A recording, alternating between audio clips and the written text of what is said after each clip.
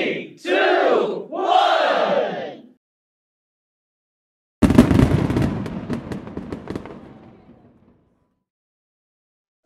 Welcome to another video. আমরা আগের ক্লাসে জিমি ভ্যালেন্টাইনের প্রথম পাতাটা আমরা পড়েছিলাম। আজকে ও হেনরির লেখা অ্যালিয়াস জিমি ভ্যালেন্টাইনের দ্বিতীয় এবং তৃতীয় পাতা, যেটি আমাদের টেক্সটে রয়েছে, সেটি পড়ে আমরা বাংলা অর্থ অনুধাবন করার চেষ্টা করব। শুরু করছি আজকের class. The clerk handed him a railroad ticket. করণিক তাকে একটি রেলের টিকিট হাতে তুলে দিলেন। অ্যান্ড দ্য $5 বিল, এবং তার সঙ্গে দিলেন $5, with which the law expected him to rehabilitate himself into good citizenship and prosperity, যার মাধ্যমে আইন মনে করে যে একজন জেলখানার বন্দী যখন ছাড়া পাবে সে নিজেকে পুনরায় সমাজে প্রতিষ্ঠিত এবং পুনর্বাসন দিতে পারবে। The warden gave him a cigar, আর ওয়ার্ডেন তাকে একটি চুরুট দিল। and shook hands, এবং করমর্দন করলেন। ভ্যালেন্টাইন 9762 9762 নম্বরের কয়েদি alias Jimmy Valentine was chronicle on the books pardoned by governor, জেলখানার যে রেকর্ড বই তাতে নথিভুক্ত হলেন যে কিভাবে ছাড়াপ্রাপ্ত হলেন, না পার্ডন বাই গভর্নরের দ্বারা ক্ষমাপ্রাপ্ত হয়ে। and Mr. James Valentine walked out into the sunshine, আর ঠিক এটার পরেই জিমি ভ্যালেন্টাইন সে সূর্যালোকে বেরিয়ে এলো, অর্থাৎ জেলখানার অন্ধকার থেকে তার সমাজের আলোয় পদার্পণ হলো। তো দেখা যায় যে একজন জেলখানার আসামি যখন ছাড়া পায় তখন ওই দীর্ঘদিনের অন্ধকার ঘুপচি থেকে মুক্তি পাওয়ার যে স্বাদ, সেটা প্রকৃতিকে উপভোগ করার মধ্যে তারা খুঁজে নেয়। সূর্যের আলো, ফুলের গন্ধ, পাখিদের ডাক, এছাড়াও অন্যান্য প্রাকৃতিক যাবতীয় যে এলিমেন্টস রয়েছে তার মধ্যে নিজেকে একটুখানির জন্য হলেও অবগাহন করার। এখানে কিন্তু জিমি তার ব্যতিক্রম, কারণ জিমিদের মতো যারা নোটোরিয়াস ক্রিমিনাল, যারা নোটেড সেফ ক্র্যাকার, তাদের ক্ষেত্রে জেল যাত্রা বা জেল আসা যাওয়া এটা এমন কিছু ব্যাপার নয় আর কি, ঠিক আছে, যেমন মামাবাড়ি আসা যাওয়ার মতো। তাই তার অ্যাক্টিভিটিটা এখানে বর্ণিত হচ্ছে। Disregarding the song of the birds, the waving green trees and the smell of the flowers, Jimmy headed straight for a restaurant, অর্থাৎ পাখির গানকে উপেক্ষা করে, হিল্লোলিত যে সবুজ পাতা বা গাছের ডাল সেইগুলোকে উপেক্ষা করে, and the smell of the flowers, এবং ফুলের সুগন্ধকে উপেক্ষা করে, Jimmy headed straight for a restaurant, Jimmy সোজা এগিয়ে গেল একটা রেস্টুরেন্টের দিকে। There he tasted the first sweet joys of liberty, সেখানে সে তার প্রথম স্বাধীনতার স্বাদ উপভোগ করলো। কিসের আকারে? না, the shape of a broiled chicken and a bottle of white wine. সোজা গিয়ে, বহুদিন ভালো খাওয়া দাওয়া হয়নি, একটি রেস্টুরেন্টে গিয়ে ঝলসানো মুরগি এবং তার সাথে সাদা ওয়াইন, এটা দিয়ে সে প্রাতরাশ করলো। ফলোড বাই এ সিগার, এবং তার সাথে একটা চুরুট নিল। A great better than the warden had given him, এবং সেই চুরুটটা আগের যে সিগারেটটা যেটা ওয়ার্ডেন দিয়েছিল তার থেকে বেশ ভালো মানের আর কি। From there he proceeded leisurely to the depot, সেখান থেকে অলসভাবে সে ডিপোর দিকে এগিয়ে গেল। ডিপো মিনস এখানে ট্রেনের স্টেশনকে বোঝাচ্ছে। জেনারেলি আমাদের এখানে ডিপো বলতে আমরা বাস ডিপোকে বুঝি, কিন্তু ইন কনটেক্সট অফ আমেরিকা এখানে ট্রেন স্টেশনটাকেই ডিপো বলা হচ্ছে। He tossed a quarter into the hat of a blind man, তারপরে একজন অন্ধ লোককে সে দেখতে পেল, তার টুপিতে সে $60 ছুঁড়ে দিল আলতোভাবে। সিটিং বাই দ্য ডোর, যে কিনা দরজার পাশেই বসেছিল, অ্যান্ড বোর্ডেড হিজ ট্রেন, এবং সে তার ট্রেনে চড়ে বসলো। অর্থাৎ ট্রেনে চড়ার মুহূর্তে সে কোনো একজন ভিখারিকে বা অন্ধ মানুষকে বসে থাকতে দেখে তাকে সাহায্যের কারণে $60 মতো, অর্থাৎ $1 1/4 সেটা তার টুপিতে ফেলে দিয়ে উঠে গেল। তাহলে এখানটাতেও জিমির কিন্তু একটা মানবিক দিকের প্রকাশ ঘটছে। জিমি চোর হতে পারে, কিন্তু তার মধ্যে গরিবদের প্রতি বা অন্ধদের প্রতি যে সহানুভূতি, যে দয়া, তার একটা প্রকাশ ঘটছে। হি টসড এ কোয়ার্টার, এটা হয়ে গেল। 3 hours set him down in a little town near the state line, রাষ্ট্রীয় সীমান্ত লাইন, সেখানে 3 ঘন্টার মধ্যে তিনি এসে নামলেন। অর্থাৎ ওখানেই তার বসবাস, তাই ট্রেন ধরে 3 ঘন্টার জার্নি তাকে রাষ্ট্রীয় সীমান্ত লাইনের কাছে এসে নামিয়ে দিল। He went to the cafe of one Mike Dolan, সেইখানে নেমে সে মাইক ডোলান বলে একজন ব্যক্তি, যে তার বন্ধুও বটে, তার একটি ক্যাফে ছিল, সেই ক্যাফেতে তিনি পৌঁছে গেলেন। অ্যান্ড শুক হ্যান্ডস উইথ মাইক, মাইকের সাথে তিনি করমর্দন করলেন। হু ওয়াজ অ্যালোন বিহাইন্ড দ্য বার, যে কিনা ওই বারের পিছনে একাকী ছিল। অর্থাৎ ক্যাফে কাম রেস্টুরেন্ট কাম বার, এরকম একটা সেট আপ বাইকের রয়েছে। ঠিক সেখানেই জিমি থাকতো একটা উপরের তলার ঘরে, সেই জায়গায় সে পৌঁছে গেল এবং সেখানে মাইকের সাথে করমর্দন করলো। মাইক দেখা অনেকদিন পরে দেখছে, প্রায় 10 মাস অতিক্রান্ত হয়ে গেছে মাঝে, তাই একটু দুঃখ প্রকাশ করছে, যেহেতু 2-3 মাসের মধ্যে তাকে ছাড়িয়ে আনতে পারেনি। এই দোষটা তারা নিজেরাই ঘাড়ে নিচ্ছে আর কি। Sorry, we could not make it sooner, দুঃখিত, আমরা এর থেকে তাড়াতাড়ি করতে পারলাম না। Jimmy, my boy, said Mike, Mike বলল, বন্ধু আমার, বাছা আমার, জিমি, আমরা এর থেকে বেশি তাড়াতাড়ি করতে পারলাম না, এর জন্য আমরা দুঃখিত। But we had that protest from Springfield to back against, কিন্তু আমরা স্প্রিংফিল্ড থেকেই আমাদের প্রতিবাদটাকে জারি রেখেছিলাম। দ্য গভর্নর নিয়ারলি বাকড, যদিও গভর্নর প্রায় বেঁকে বসেছিল, যাক তবুও অ্যাট লাস্ট তার সিদ্ধান্ত নিয়েছিল। ফিলিং অল রাইট, তুমি ভালো আছো তো? ফাইন, সেট জিমি বললো, হ্যাঁ ভালো আছি। মাই কি, আর চাবিগুলো দেবে? He got his key and went after, চাবিটি নিয়ে সে উপরের দিকে সিঁড়ি বেয়ে উঠে গেল।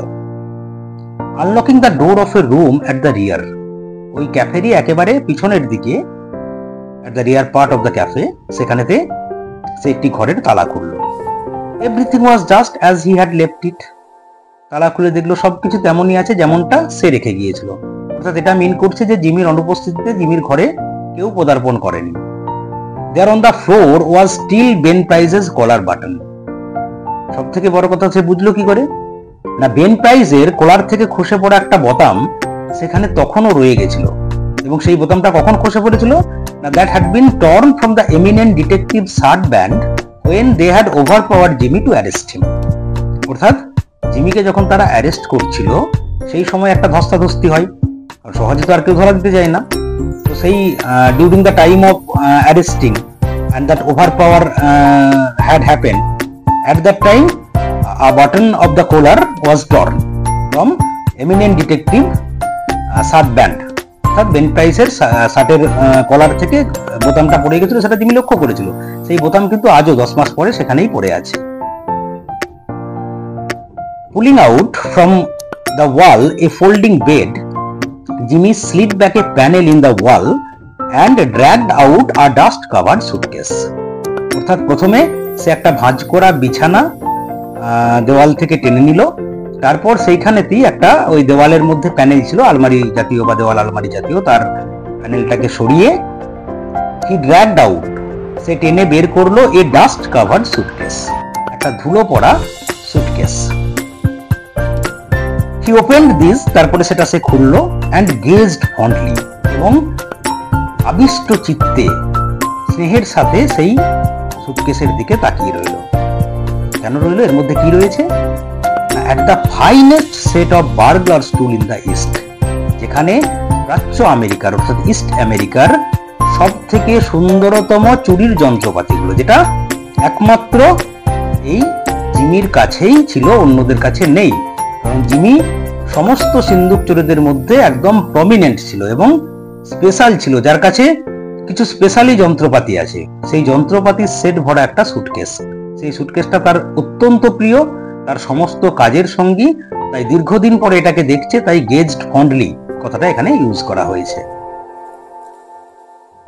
ইট ওয়াজ আ কমপ্লিট সেট, আর এটা ছিল একটা সম্পূর্ণ যন্ত্রপাতির set, made of specially tempered steel, যেটা বিশেষত একেবারে পান দেওয়া ইস্পাতের তৈরি, অর্থাৎ স্ট্যান্ডার্ড মানের যে স্টিল গুলো হয় সেরকম স্টিল দিয়ে এটাকে তৈরি করা হয়েছে। কি আছে সেখানে? দ্য লেটেস্ট ডিজাইন, সব থেকে আধুনিকতম নকশা, ড্রিল রয়েছে, ড্রিল, পাঞ্চেস, দু ধরনের মানে ফুটো করার যন্ত্র আর কি। ড্রিল তো আমরা জানি, আর পাঞ্চেস মানেও যেটাকে দিয়ে ওই ছেনি, হাতুড়ি ইত্যাদি ব্যবহার করে যেটাকে ছিদ্র করা হয়। Braces and bits, jimmies, clamps and augers, এছাড়াও বেশ কিছু ইস্পাতের দণ্ড জাতীয় জিনিস, কিছু চিমটে, কিছু আবার ওই কাঠমিস্ত্রিদের যেমন ছেঁদা করার যন্ত্র হয়, ঠিক আছে, এই ধরনের যাবতীয় যন্ত্রপাতি। একটা সিন্দুক ভাঙতে গেলে আমাদের জেনারেলি যে যে যন্ত্রগুলোর প্রয়োজন পড়ে তার সবকটাই তার কাছে ছিল। শুধু তাই নয়, উইথ 2 or 3 novelties, এর সাথে ছিল 2-3টে আরো নূতন আবিষ্কৃত যন্ত্র, যেগুলো জিমি নিজে থেকে তার কর্ম অভিজ্ঞতার দ্বারা যখন তার প্রয়োজন মনে হয়েছে সেই প্রয়োজন থেকে তৈরি করা। নভেলটিস মানে যেটা বাজারে সেইভাবে মেলে না, তার নিজ আবিষ্কৃত, এরকম 2-3টা যন্ত্রও ছিল। All are invented by Jimmy himself, ওই তিনটেই জিমির নিজের দ্বারা ইনভেন্ট করা। In which he took pride, যেগুলো নিয়ে সে খুব গর্ব করত। Over $900 they had cost him, আর $900 বেশি খরচা হয়েছে এই যন্ত্রগুলো তৈরি করাতে বা যন্ত্রগুলো কিনতে। কিছু কিনেছে, কিছু তৈরি করিয়েছে, কিছু নিজস্ব প্রসূত। To have made at dash, এখানে ড্যাশ দেওয়া আছে, একটা জায়গাকে ডিনোট করছে, যেগুলো সেখান থেকে বানিয়েছে। কোনখান থেকে না, যেখানে ওই ধরনের পেশাদার জিনিসের মার্কেট রয়েছে, পেশাদার যারা অপকর্মের বাজার হয় না কিছু, চোরা মার্কেট যেমন হয়, সেরকম ওই যন্ত্রপাতি বানানোর মার্কেট হয়। তাই নামটা এখানে উজ্জ্বল রেখেছে, হয়তো বা এটা কোনো সত্য কাহিনী অবলম্বনে লিখিত, তাই সেই জায়গাটাকে লেখক উল্লেখ করতে এখানে চাননি। শুধু এইটুকু বলা হচ্ছে, a place where they make such things for the profession, অর্থাৎ এমন একটা জায়গা যেখানে এই ধরনের জিনিসপত্রগুলো তৈরি হয়। এই হচ্ছে সেকেন্ড পেজ। আমরা চলে আসছি থার্ড পেজে, page number 71 of English text book class 11-12। In half an hour, আধ ঘন্টার মধ্যে জিমি ওয়েন্ট ডাউনস্টেয়ার্স, কিছুক্ষণ আগে জিমি যে সিঁড়ি বেয়ে উঠে এসেছিল সেই সিঁড়ি বেয়েই সে তরতরিয়ে নেমে গেল। অ্যান্ড থ্রু দ্য ক্যাফে, ক্যাফের মধ্য দিয়ে সে পৌঁছে গেল আবার মাইক ডলারের কাছে। He was now dressed in a tasteful and well fitting clothes, এখন তার পরনে রয়েছে অত্যন্ত রুচিসম্পন্ন এবং মানানসই পোশাক। And carried his dusted and clean suitcase in his hand, এবং হাতে রয়েছে সেই ধুলো ধরা সুটকেস যেটা একটু আগে বের করেছিল, সেটাকে ধুলো টুলো পরিষ্কার করে মুছে একদম চকচকে করে নিয়ে সে বেরিয়ে পড়েছে, নিজেও চকচকে, সুটকেসও চকচকে। গট এনিথিং অন, কোথাও চললে নাকি বা কিছু পেলে নাকি? Asked Mike Dolan genially, Mike Dolan খুব অমায়িক ভাবে বিনয়ের সাথে বলল, কি জিমি, কিছু পেলে নাকি? জিমি আবার সেই ভার্চুয়াস হওয়ার মতো ভান করছে। মি, আমাকে বলছো? স্যার জিমি না পাজল টোন, যেন এই প্রশ্নটা তাকে হতবাক করেছে। খুব হতভম্ব হয়ে বলল, তুমি কি আমাকে বলছো? আই ডোন্ট আন্ডারস্ট্যান্ড, আমি তো ঠিক বুঝতে পারছি না। I am representing the New York Amalgamated Short Snap Biscuit Cracker and Frazzled White Company. আমি নিউ ইয়র্কের বিখ্যাত যে Short Snap Biscuit Cracker and Frazzle White Company আছে, যারা বিস্কিট টিস্কিট বা কুকিজ বানায়, আমি তাদের প্রতিনিধিত্ব করছি এখন। এটা যে কতটা মিথ্যে সেটা মাইকের বুঝতে অসুবিধা হলো না। তাই this statement delighted Mike so such an extent that Jimmy had to take a shelter and milk on the spot. এখন এই বয়ানটা বা এই বিবৃতিটা মাইককে এতখানি আনন্দিত করলো যে তাকে ওইখানে দাঁড়িয়েই শেলজার মিশ্রিত দুধ খেতে বাধ্য করলো। He never touched hard drinks, সে তো আবার কখনো মদ্যপান করে না, না? তো সেই রকমই, অর্থাৎ কিছুটা আনন্দিত হয়েছে, হ্যাঁ যদি সত্যিই বন্ধু সঠিক পথে যায় তাহলে তো বেশ ভালো জিনিস। আর তোমার জিমির মতো লোক যে সহজে শুধরাবে না সেটাও মাইক ভালো করেই জানতো। তাই দুটো মিলিয়ে একটা মিশ্র প্রতিক্রিয়া। A week after the release of Valentine, 9762, 9762 নম্বর কয়েদি ভ্যালেন্টাইনের মুক্তির পর এক সপ্তাহ কেটে গেছে। There was a neat job of safe burglary. সামনে এলো একটা খবর যে একটা নিপুণ সিন্দুক ডাকাতি ঘটে গেছে। কোথায় না? In Richmond, Indiana. Done in Richmond, Indiana. Indiana প্রদেশ, আমেরিকার ইন্ডিয়ানা প্রদেশের রিচমন্ডে একটা নিপুণ সিন্দুক চুরির ঘটনা ঘটেছে, ঠিক জিমি ভ্যালেন্টাইনের বেরিয়ে আসার 1 সপ্তাহ পরে, with no clue to the author, এবং কোন রকম ক্লু বা কোন রকম কোন লক্ষণ সেখানে রেখে যাওয়া হয়নি চোরের দ্বারা। A scant $800 was all that was secured. একটা মিনিমাম অ্যামাউন্ট মানে $800 মাত্র সেখানে সুরক্ষিত ছিল, বাকি পুরোটাই নিয়ে নেওয়া হয়েছে।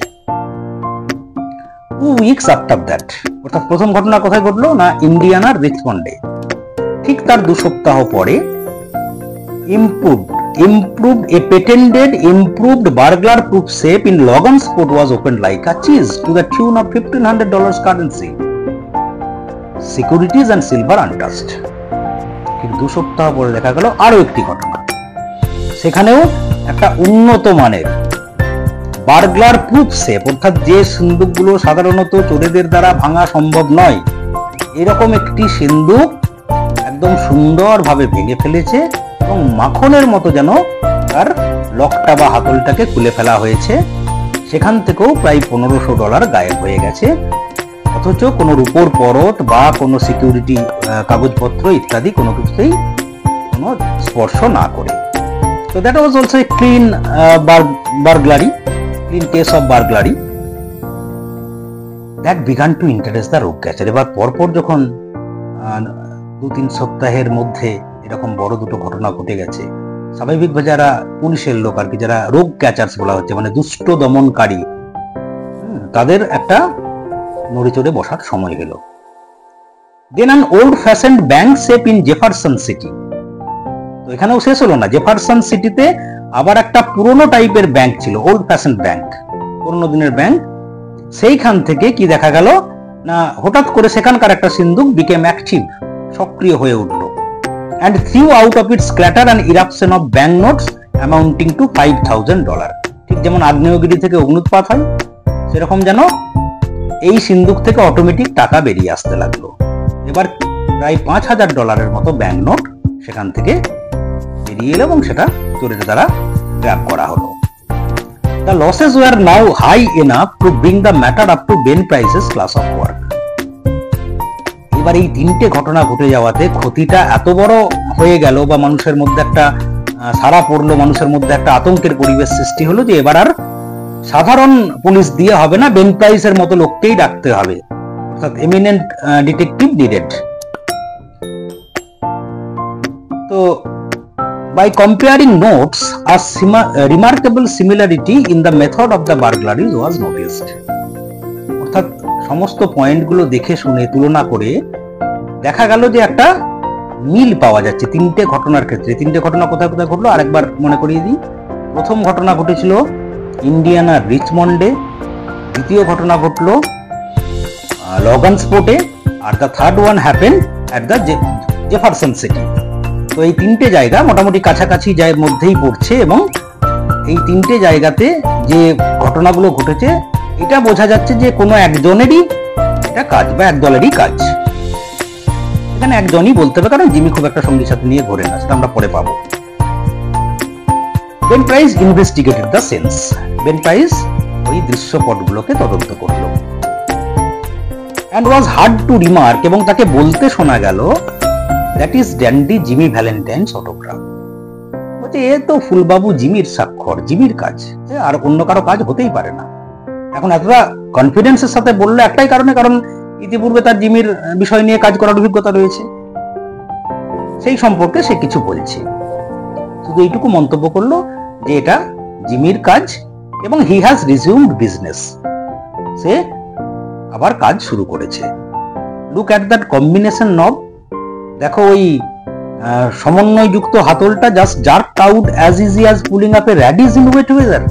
অর্থাৎ ঠিক যেমন ভিজে মাটি থেকেও মূলো তোলে, সেরকম করে কেমন কই কম্বিনেশন নবটাকে তুলে ফেলা হয়েছে। Here is he has got the only clamps that can do it. এবং বেন প্রাইস জানেন যে তারই ওরকম একটা ক্ল্যাম্পস রয়েছে বা চিমটা টাইপের জিনিস রয়েছে যেটা শক্ত করে ধরা যায়, যেটা দিয়ে এই কাজটা করা যেতে পারে। And look how clean those crumblers were punched out. আর দেখো ওই তালাগুলো কিভাবে একদম তুলে ফেলা হয়েছে। Jimmy never has to drill but one hole. আর জিমিকে একটার বেশি গর্ত করতে হয় না। জিমি এতটাই এক্সপার্ট এই বিষয়ে যে একটার বেশি গর্ত করার প্রয়োজন হয় না। Yes, I guess I want mister Valentine. আমি মনে করি আমাকে আবার মিস্টার ভ্যালেন্টাইনে শরণাপন্ন হতে হচ্ছে, তার সঙ্গে আবার আমার সাক্ষাৎ হচ্ছে। He will do his bit next time without any short time or clemency politeness. আর এবার যখন সে ধরা পড়বে তখন কিন্তু আর সে সহজে কম সময়ের মধ্যে ছাড়া পাবে বলে মনে হয় না। এবার তাকে লম্বা সময়ের জন্য যেতে হবে। দুটো লাইন বাকি রইল 8 পেজের। এখানটাতে আমরা আজকের পড়া শেষ করছি পার্ট 2 এর ক্লাসে। পরবর্তীতে আরো যে কয়েকটি পাতা আছে আমরা দুটো ক্লাসের মধ্যে পড়ে শেষ করব। আজকের ভিডিও এখানেই শেষ করছি। সকলের প্রতি শুভেচ্ছা রইল। তখন ভালো থেকো, দেখা হচ্ছে পরের ভিডিওতে।